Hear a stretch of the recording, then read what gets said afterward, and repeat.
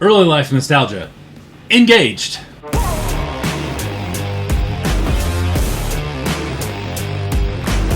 Welcome to Bullman Built RC. I am Matt, your favorite YouTuber's least favorite YouTuber. And today I'm going to go over some things that I got from the swap meet last week that, you know, really just, they took my nostalgia and just turned it right up. I couldn't turn this down.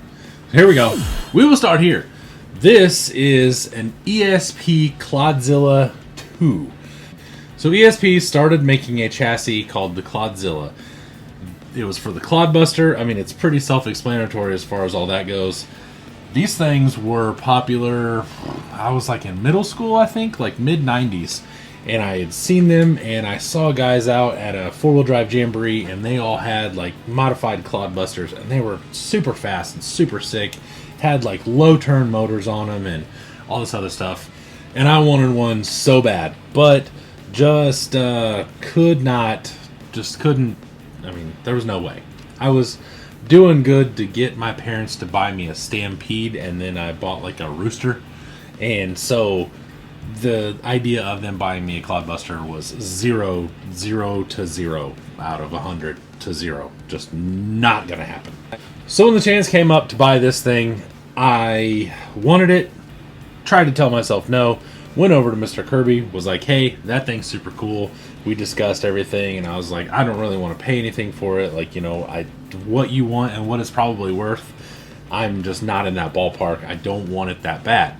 In typical Kirby fashion, if you do know him, well, what do you want to pay for it? Not that much. Walked away. Walked away, bought some other stuff from him, walked away, you know, and at the end of the day, hey man, what do you want to pay for that Clodbuster? I'm like, I don't want to. I don't want to. And I was like, you know, I know what you want for it. I don't want to just try to just beat you to death on the thing.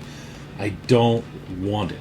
So we kind of bickered back and forth. He goes, what do you want to pay for it? I shot him an unreasonable price. I didn't get it for free or $50 or anything, but like I don't want it, please leave me alone. About 3 minutes later, he goes, take that Cloudzilla and give me some money. Shit. So now I own a Cloudzilla. I don't even know what I'm gonna do with it. It'll probably just go up here on a shelf, and it'll just stay there. I don't know, but like the thing is, it's not insanely super nice, but I can clean it up. I can get a period correct body for it and put it on there, and it'll be a cool shelf queen once I clean it up a little bit. And like it's just, I don't know. It's, you know, if you got that thing from your childhood where like, you know, you had stuff that you really wanted and you couldn't get it, and now you're just a big overgrown child with adult money. This is everything. So to run this down, it's a something. ESP Cloudzilla 2 chassis. I'm not 100% sure exactly what's going on here. I do know that they've drilled some holes in it, it looks like, which does suck, but I mean, you know, for the price, I'm not going to complain about it. I can clean it up, probably polish some of this aluminum up and get it a little bit shinier. The lift kit thing we got going on here, I'm going to get rid of that, put the shocks back down where they need to be, which I believe is right here, and maybe put some different body mounts on it. Not 100% sure how those are on there. Not sure what that is, but anywho. Clodbuster axles, the front is locked. I did notice that. The rear is open. Don't know if that helps it turn. I don't know. I'm not a monster truck guy. So I have these cheap looking like T-Max knockoff shocks. They're 35 turn silent speed sealed can brush motors. Not sure what that is. In all honesty, I don't have any idea what these things would have run back in the late 90s, early 2000s. So that's whatever. So as far as electronics, I have a quick run 880 Hobby Wang with the dual motors with an XT90. So apparently they thought that this thing was pulling big amp volt current something. I don't know. They needed this. That's what they thought. So as far as I'm concerned, I don't know a whole lot about this thing. It has 1,000 zip ties on it. I know that. The battery tray is really funky. It's kind of cool. It's held in by like a nut and a piece of all thread, and then on this side there's like a spring. I don't know how that was all supposed to work. So I'm gonna have to do some research and like look into this and get on Clodbuster pages and stuff, which is always terrible. And so I'll research some stuff. I know it does have some sort of widener. I'm not sure. These are like just hex. They look like just big long hexes that are probably, I don't know, a little over ½ an inch long or so. So I don't know, something. They space it out. It does have a rear lockout kit. I don't know who made this. It looks like it's from, I don't know what it's made of. Some sort of fiberglassy G10. Doesn't look like carbon fiber, but it locks that out because it locks it into the gear case here, and then it has a behind the axle servo mount with some sort of same style fiberglassy looking servo mount thing. I do know that no one cut the servo stops, so this thing does not steer worth a shit. It needs lowered, and it needs a cool body, and I'm not exactly 100% sure what I'm going to do with it. I do know some of my favorite monster trucks as a kid, so maybe I'll try to find somebody that can either paint that like that or find one painted, etc., etc. So I got a Clodbuster now for no reason. Whatever. Next. Now, on to something that you know that I didn't need, but I am drawn to every single time that I find one. This is an Axial Scorpion. These came out in 2007, I believe, is when these came out. Maybe a little earlier than that. This was the first specifically designed crawler on the market, ready to go, where you didn't have to build all your own stuff from 57 other trucks and put it all back together. You could just buy this thing, slap some electronics in it, put a body on it, and roll out. You didn't do a whole lot of anything with these rock lizards, but at least it got you going somewhere. So, I already do have 2 of them. This one was in a box. It is the nicest Axial Scorpion I think there probably is in Indiana. Possibly, I mean, this thing is perfect.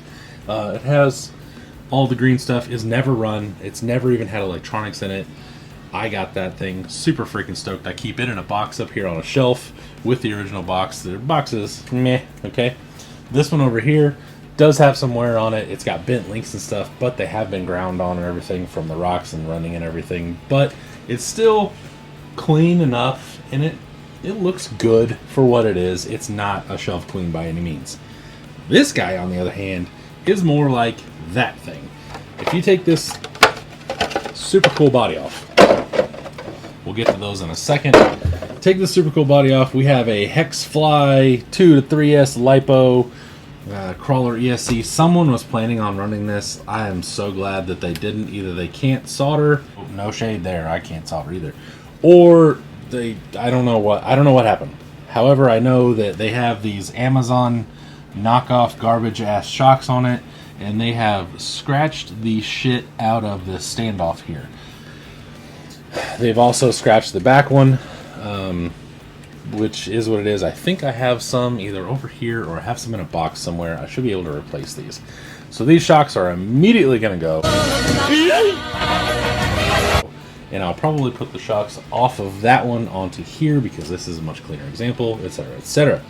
Then at that point in time, maybe I'll get some like aftermarket time period correct shocks, put them on that. I'm not real sure, but the Hex Fly is there. Unfortunately, it is double-sided tape. This is not period correct. However, the Novak 55 motor is 100% what probably would have been in there, if not an Integi lathe motor. The servo is a Futaba S3050.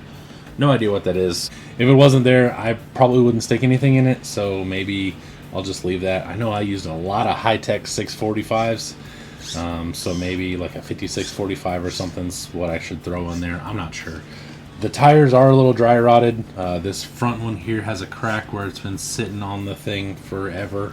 The rear one has a small crack. This rear one looks fine, and so that one's got a crack as well. So I got one Desert Lizard that's good. The rest of these 3 are cracked. These are just, this is what it is. I don't know what this bug is from. It does have the short wheelbase. I don't think this is a Pro line because it doesn't have the little doodad on the top. But I think the HPI ones had a motor in the back. Maybe I got that backwards. And this has neither. So I'm not sure what this is. but this is basically the go-to body for whenever this thing came out. It's ugly. I'm not going to keep it on there, but this is what would have been on there basically. With this, I also got a Hot Racing aluminum steering tie rod and drag link for the Axial SCX10 and AX10. This is probably a little later of what would have been like box stock for this, but I will probably maybe put it on that and, you know, kind of do like a hopped up version over here. I'm not sure. I don't know what I'm doing. All I know is I got this thing. I freaking love it. Now I have 3 of them. 2 of them are like almost perfect. That one is perfect, and I could not be happier. I think this is super sick. I know you probably all think I'm stupid. I don't really care. Lots of people think I'm stupid. What a stupid son of a bitch.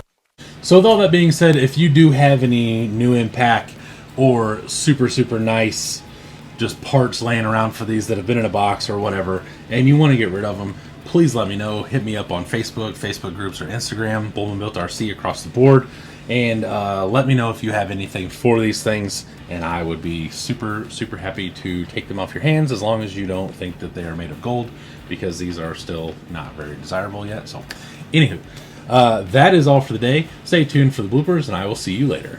Bye. Welcome to Bullman. And today, let's not steer for shit. And then a company called ESP. So an ESP. Cool. So this actually was running truck, or was a running truck. If it wasn't there, I don't know, explain how much happier I am with this. Or it'll go up on my vintage shelf, with my other one and the 2. Shit. Hello? Hell yeah.